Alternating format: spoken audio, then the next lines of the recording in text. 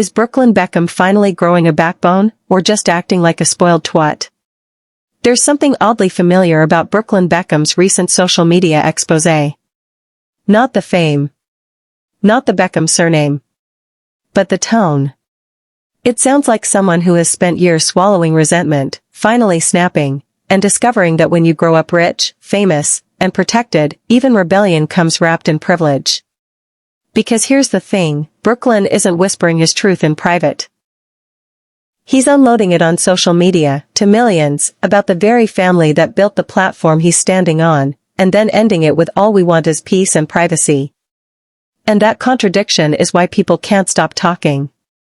Brooklyn says he's done being silent. He says he's choosing peace. He says he's setting boundaries. He says he doesn't want to reconcile. On paper, it reads like growth. Like a man finally growing a backbone and standing up to controlling parents. But when you look closer, at the incidents he's chosen to highlight, and how they were once publicly framed, the story gets messy. One of Brooklyn's most emotional claims centers on his wedding day. He says his mother dancing with him during what he believed should have been an intimate moment with his wife felt humiliating, inappropriate, and damaging to his marriage. Now pause. Is it possible that moment crossed an emotional boundary for him? Yes. Is it also possible that, in another telling, this would have been chalked up as an awkward but loving mom moment? Also yes. What's changed isn't just the event, it's the lens. What used to be framed publicly as a glamorous, star-studded wedding is now being retroactively rewritten as a day filled with emotional violations. That doesn't make his feelings invalid. But it does raise eyebrows. This is where things really start to clash. Back then, the narrative was clear and glossy. Vogue ran an entire feature celebrating Nicola Peltz's custom Valentino couture wedding dress, a gown that reportedly took an entire year to make. Fast forward to now, and Brooklyn reframes that same wedding period as one filled with hurt, disappointment, and alleged withdrawal of support from his mother, who was initially expected to design the dress.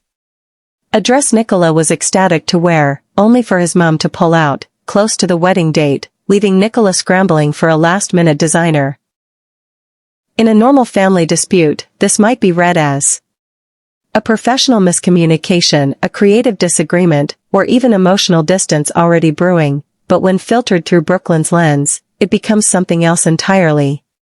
A pattern of control, a symbolic refusal to support the marriage. So which is it? Was it a fairy tale couture moment, worthy of fashion history, or a symbolic emotional snub that contributed to lifelong estrangement? Both stories can't coexist comfortably. And that's where the entitlement conversation creeps in.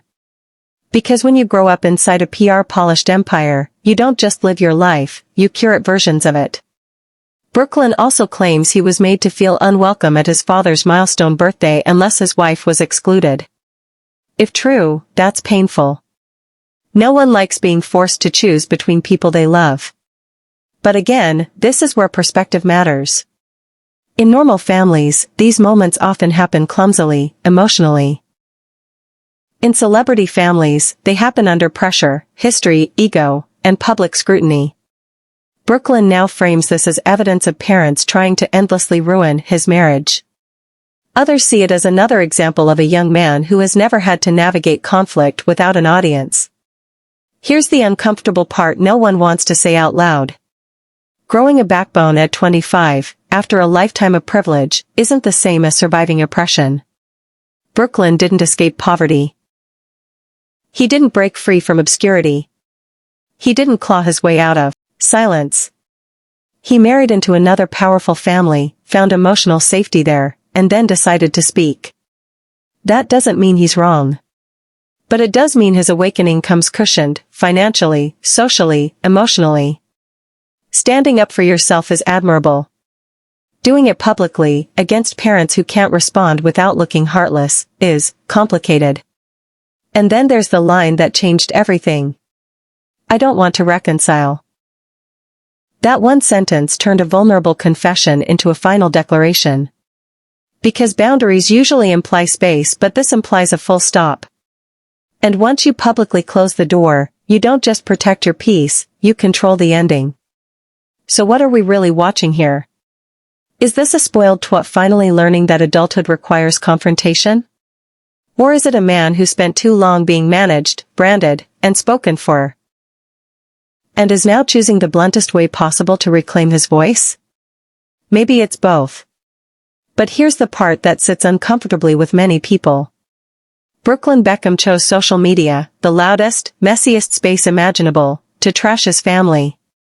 And then ended his rant by asking for peace and privacy. So which is it? Is this growth, entitlement, or delayed rebellion? Is he standing up for himself, or rewriting history once it no longer suits him? And if peace is the goal, why invite the entire internet into the family living room? No answers here. Just questions.